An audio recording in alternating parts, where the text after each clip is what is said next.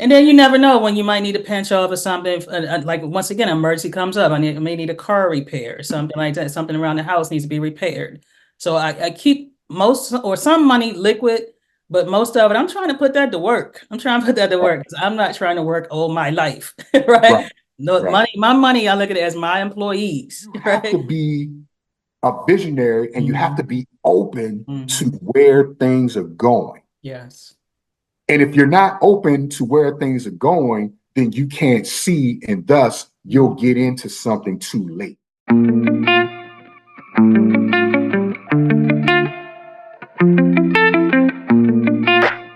Invest in bonds. I don't. I don't. Okay. I invest in US Treasury Mhm, and securities, right? Treasury bonds, right? And I buy a lot of them. So for the people out there that are listening, treasuries are a good hedge against inflation. Meaning, when the market, say COVID, when the market is taking a tumble and it's hit really hard, US Treasuries, the interest rates go up, right? And that's basically I buy government debt. Because I know right, debt is one of the chapters that's coming up in the right, book, right. but I buy US government debt and I buy a lot of it through Treasury bonds and Treasury bills. And on a normal day, it's like investing in a bank, right? A bill may Mhm, be 3.5%, 4%, but when the market is tanking, those jokers shoot up 8, 9, 10%. And mhm, again, they're liquid. You mhm, hold them for a year, you can sell them, mhm, right? So you always want to have a hedge when things go bad, you're not overexposed, mhm, right? In one particular market sector or industry, mhm, investment tool, right? Same thing with gold. I told you a story about I was going to invest a lot of money in gold. mhm. Gold is also precious metals, so to speak, Right. are also good hedges Inflation against hedge. Right. inflation.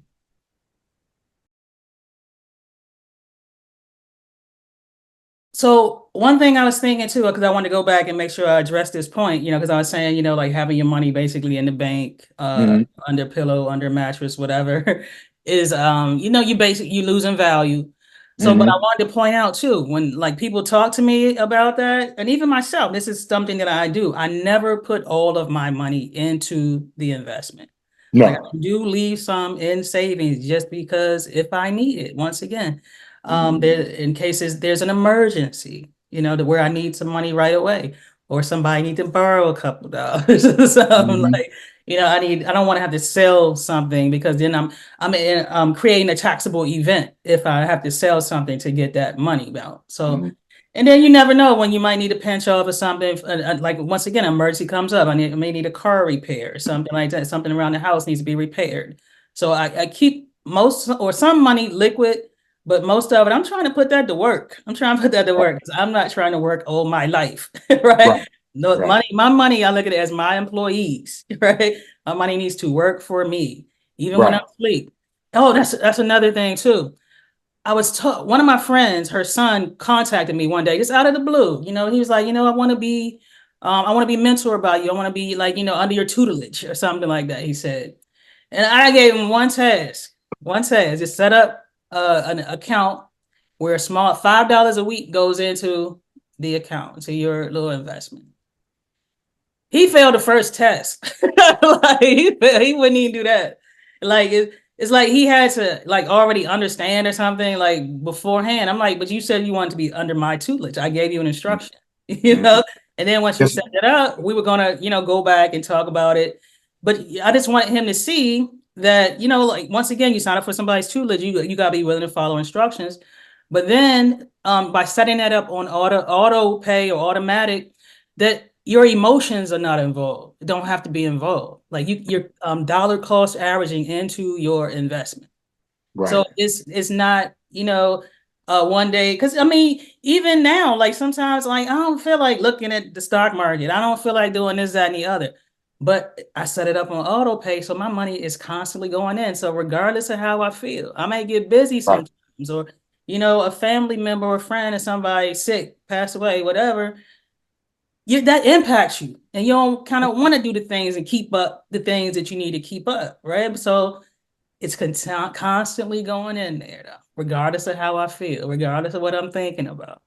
So that's Right, one right, way that you can save yourself right, is the dollar right, cost averaging to it and set it up. Whether however you want to do it. If you want to do it monthly, you do it right. monthly. You want to do it weekly, do it weekly. I know people that actually buy Bitcoin actually every day. Every Right, day buy a little bit. right, right, $5 worth or $10 worth every day. right. How do you, okay, so for the novice, right, the Mhm, rookie, mhm, how, when you speak to people, maybe this little boy, mhm. maybe, I don't know, a family member or a grown person, right? How do you tell them to get in to the game? Like, for instance, you say, man, just get in the game. Well, if they can't swim or don't believe they can swim Mhm. and they don't know how to navigate the waters, why would they jump in? So, how would you advise someone to get in? Yes, you can set up the E-Trade account. Got it. Yes, you got $100. Okay, that's cool. But now you're trying to cross the highway. Oh, you Mhm. see all these cars coming. I got Mhm. everything ready to go. It's Frogger, right? Right. How do I get from this side to the other side? What would you recommend someone do to get into the game once they have everything set up? Well, first, since we're not financial advisors, we're not Right. advising Full anything, disclosure. recommending anything. Right. We're Right. just, but actually, what I'm going to do is talk about what I actually do when I'm Okay. talking to people and they ask me that. A lot of people have Cash App these days, so you can buy stock or fractional shares in Cash App. That's a simple way to look at it because a lot of people are transacting in their Cash App. I think PayPal lets you buy. I think a couple of them of those not brick and mortar banks, but the ones that are basically e-banks. Events. Right. They offer where you can buy stocks and actually Bitcoin too on a lot of their on their sites or in their exchanges. Mhm. So a lot of people have Cash App. So I just say, well, let me show you what I'm doing here. I have this one little account right here in my Cash App, and this is where I buy S&P 500 VOO, VGI that or V what is it VTI or VGI? But it's right there in that account too. I put $1 a month in there. I have a couple like two other stocks, so I do two indexes or two indices and two like tech stocks in that account. And I put $1 in per month because I'm like, I'm willing to show somebody that so they can really see how simple it could be. And then I just like a couple ladies at church, we were talking about it, we were doing that, and they put it in. I'm like, just watch it. Just watch. They were like, what if it goes down? Well, stock market goes down. That happens. And you don't lose until you sell. So don't sell. You don't sell anything until it's above where you bought it. I mean, it really is. I just keep it that simple. I show people what I'm doing. I keep it simple, even Robinhood, because those they don't really cost you anything. And like I said, I Mhm. put as little as $1 a month into those four investments. And that way I can show people, I can really show them how accessible this is, so. Now, here's the other question. Mhm. Okay, you walk into this is old school, Mhm. right? So they now have that up. They walk in, think of back in the day. Remember you walk into an airport and they'd have the big board with all of the departures and arrivals. Mhm. Now you got that person there. Mhm. What should they buy? Like, what would how would you tell them or direct them what to buy based on that big giant board of securities and stocks? Which one should they buy? Why should they buy? Mhm. What do they need to be looking for or consider? The novice person, once again, my go-to is VOO because it's the top 500 companies in the US. You always want to invest in the best. I mean, that's just my opinion. You want to invest in the best. I don't need to be risky in it. Once again, I guess that's my safety and security right there. Right. Um, but also if I don't know, you can go to what is it called? ETF.com. Mm-hmm. ETF.com, and it brings up ETFs in different sectors. And so what I do, I look at the ETF and I see what companies are held in that ETF. Like I love XLK. That's a technology ETF. Mhm. Okay. So I look in there and see, what companies are in there. Apple's usually at the top, what Amazon, Google. And once you catch on, I'm gonna look at all these technology ETFs, and you're gonna pretty much see those same companies right at the top. That Mhm. tells me something. That tells me a lot, actually. It paints Right. a very clear picture for me. If they are invested in these companies, or these companies are at the top of their list, most of the money that they have in this ETF is going into these companies, that's probably a company that I might want to look at. You might Mhm. want to look at that Yeah, company. yeah. I And usually then tell. Go ahead. Okay, I'm sorry. I ain't been there. no, Go I was ahead. gonna say, and then another thing too was the VGI. I'm gonna get the name of that, so Get I'm that right. Get the messing that acronym up. together. Yeah, But that's the total stock market. yeah. It's the So Vanguard Index. once Yeah, again, I'm diversifying and I'm minimizing risk as much as I can, and I'm keeping that liquidity factor. Like you said, if I need to pull my money out, I can do that. right. So that's the total stock market ETF. Well, again, everything you said is spot on. That's what I would Mhm. recommend. If you don't want to look at it, hey, get a basket of funds and check it every quarter. I Mhm. mean, it's not like you're going to do anything with it anyway, right? You can just check it just to see what's going on. Mhm. But I'm gonna piggyback off what you just said real quick before I Mhm. talk about what I do. If you want to have a true indicator of how your stocks or your exchange traded fund, mutual fund is doing, all you got to do is watch the news. Good. Whatever's going on in the world affects the market. And again, I'm knocking on wood because I don't want COVID to ever come back. But I didn't need to look at my portfolio to know that it was doing bad when they Mhm. said, hey, we're shutting down the whole country. No one's going to school. No one's going to work. We're closing restaurants. That's a pretty good indicator that the financial market is about to take a big hit Mhm. because money is not moving now. Mhm. Products aren't moving. Services aren't being rendered. I don't need to go, oh my God, let me go to my account and Mhm. see how I'm doing. I got a pretty good indicator that it's not doing good. Mhm. What's the moral of that story? The market is impacted by global events, world events, current events. Mhm. If everything's going well in the world, more than likely the market's going to be doing well. Okay. Now, it's a trickle down effect, right? Because there's certain events in the world that affect certain market sectors. Mhm. Okay. Whether it be pharmaceuticals, the tech sector, the shipping sector, the retail sector. Hey, you might like Macy's, but when you see Macy's and Nordstrom's going out of business and closing their box stores, that might be an indication that their stock is not doing too well, right? Well. So the market, and then on the flip side, e-commerce is taking over. Well, now we're getting into Amazon, Alibaba, and all these other places.